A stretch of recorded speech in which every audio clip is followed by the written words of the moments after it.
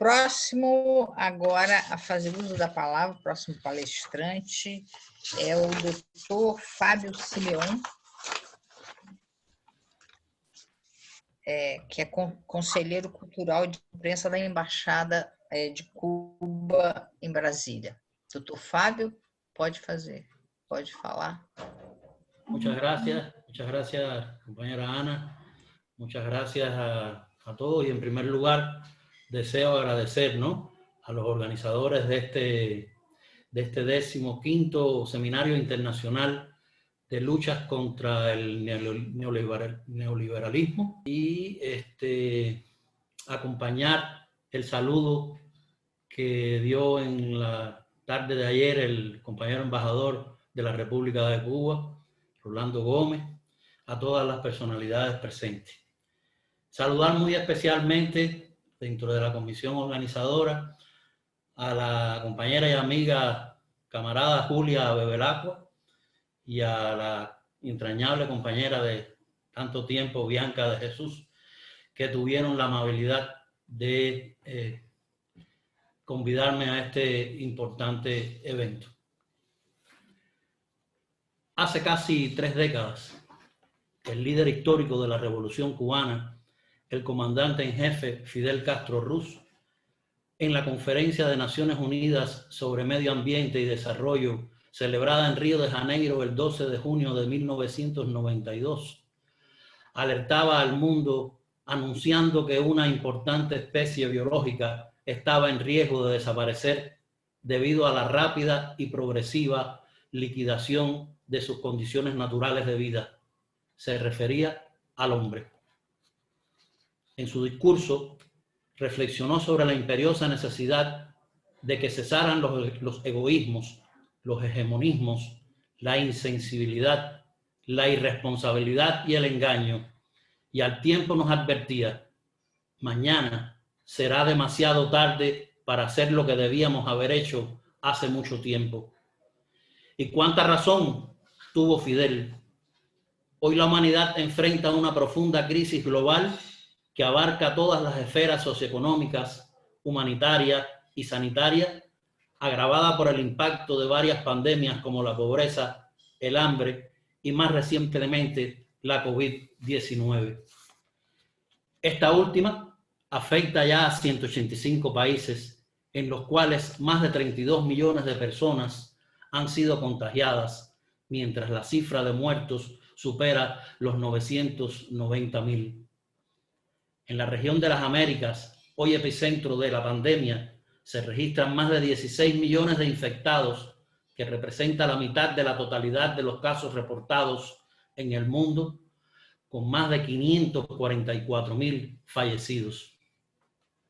Este complejo panorama afecta a todos por igual, incluyendo a los países más desarrollados, donde sus sistemas hospitalarios de alto nivel de asistencia han colapsado. A ello se suman las consecuencias de la aplicación de políticas neoliberales que han provocado profundas desigualdades, donde 600 millones de personas viven en extrema pobreza y donde casi la mitad de la población mundial no tiene acceso a servicios básicos de la salud.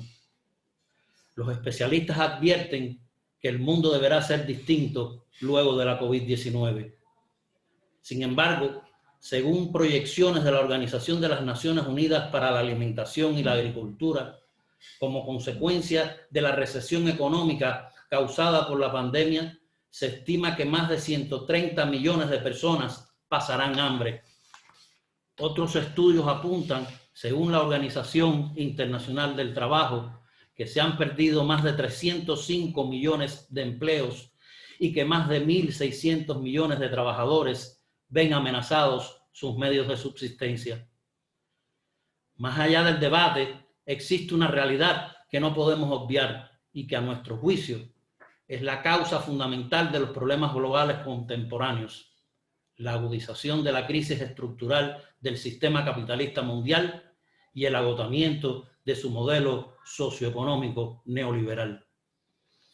No sin razón es precisamente América Latina y el Caribe una de las regiones donde más impacto provoca la crisis orgánica, pues aquí un 30% de la población no tiene acceso a la atención médica por razones económicas.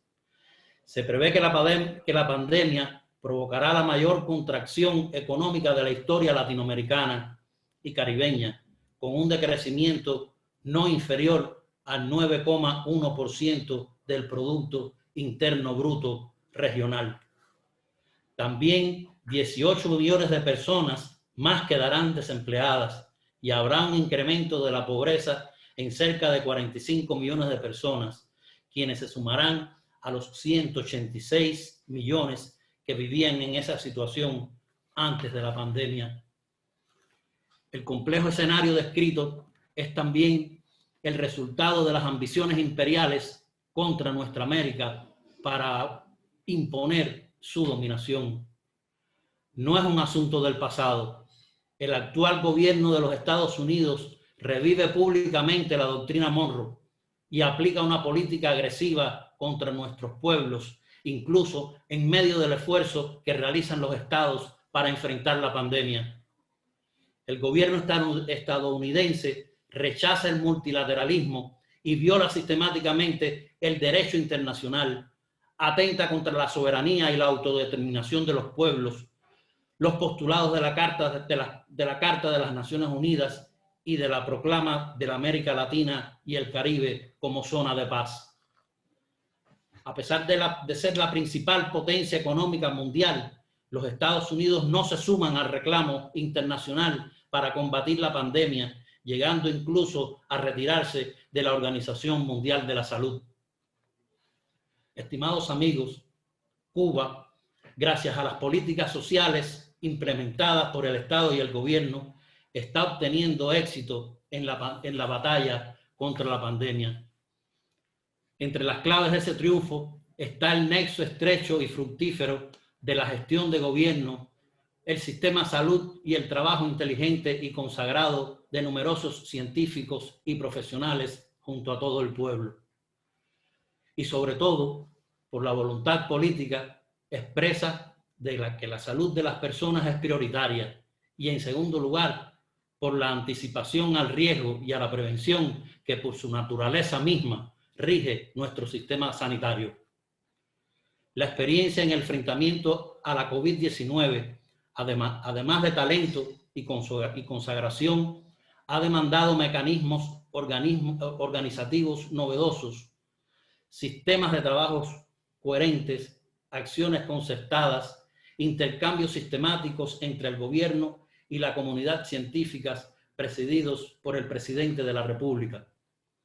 Todo ello ha permitido una respuesta social, científica, política y sanitaria capaz de enfrentar el desafío que la pandemia ha planteado.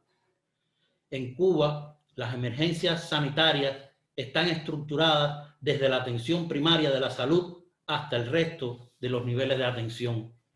Las acciones de contención de la pandemia comienzan en la comunidad y terminan en ese mismo escenario mediante la vigilancia y otras medidas preventivas, profilácticas, de recuperación y rehabilitación de las personas una vez recuperadas.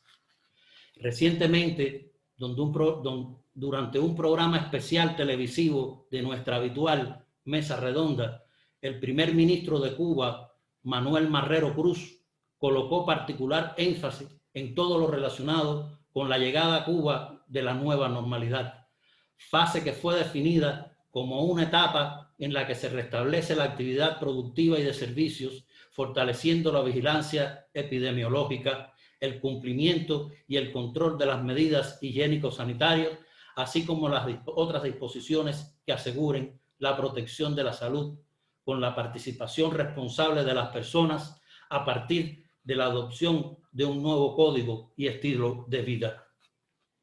Un nuevo elemento que ha contribuido con particular efectividad en el enfrentamiento a la pandemia en Cuba, a diferencia de algunos otros, ha sido la búsqueda activa de casos mediante pesquisas a toda la población, autopesquisas virtuales, vigilancia especializada a sospechosos, aislamientos de contactos y prueba diagnóstica, entre otras acciones. Es conocido que la comunidad científica trabaja sin descanso en una de las primeras vacunas que están en fase de ensayo clínico en el mundo. Y se han logrado obtener estos resultados pese a las duras restricciones del bloqueo económico, comercial y financiero impuesto por el gobierno de Estados Unidos, que se ha recrudecido durante la COVID-19. Nuestro país, en respuesta a solicitudes recibidas, refuerza su cooperación con el envío de más de 3.700 colaboradores organizados en 52 brigadas médicas a 39 países y territorios afectados por la COVID-19. Nos mueve el espíritu internacionalista guiado por la profunda vocación solidaria y humanista del pueblo cubano. Estos profesionales de la salud realizan una noble labor altruista de entrega a la humanidad, dando al mundo un gran ejemplo de fraternidad, solidaridad y amistad, y han sido, sin lugar a dudas, una contribución a la batalla de ideas del comandante en jefe Fidel Castro en el campo de la salud. Hace apenas unas semanas, el presidente de la República de Cuba, Miguel Díaz-Canel Bermúdez, durante su intervención en el debate general del 75 periodo ordinario de sesiones de la Asamblea General de Naciones Unidas, recordaba una frase de Fidel que encierra la posición de la Revolución Cubana ante los desafíos que enfrentamos. Médicos y no bombas. Y afirmaba nuestro presidente, esa es nuestra divisa, salvar vidas y compartir lo que somos y tenemos al precio de cualquier sacrificio es lo que brindamos al mundo desde las Naciones Unidas, a la que solo pedimos un cambio a tono con la realidad y la gravedad del momento. Somos Cuba. Luchemos juntos por la promoción de la paz, la solidaridad y el desarrollo. Muchas gracias.